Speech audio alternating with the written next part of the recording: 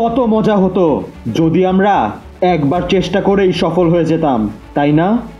একবার পড়াশোনা করেই আমরা পরীক্ষায় ভালো করতে পারতাম।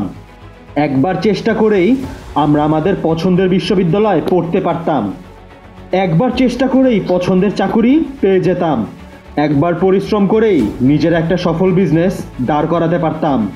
কিন্তু বাস্তবতা অনেক অনেক কঠিন সোলজার। জীবনটা তো কোনো সিনেমা নয় যে একবার পরিশ্রম করেই সফল হয়ে যাবে। জীবনে সফল হতে হলে তোমাকে কত যে পরিশ্রম করতে হবে, কতবার যে ব্যর্থতার সম্মুখীন হতে হবে তা বলে শেষ করা যাবে না। একবার চেষ্টা করে তুমি কোনো দিনও সফল হতে পারবে না। ব্যর্থতায় জর্জরিত হয়ে যাবে তুমি, হার মেনে ফেলতে চাইবে তুমি। কঠোর পরিশ্রম করেও তুমি ব্যর্থতার সাগরে ডুবে যাবে, কিন্তু হার মেনে ফেলবে না সোলজার। শত ব্যর্থতার পরও তোমাকে চেষ্টা করে যেতে হবে, বারবার পরিশ্রম করে যেতে হবে। বিষণ্ণতাকে পাত্তা না দিয়ে ক্রমাগত চেষ্টা করে যেতে হবে।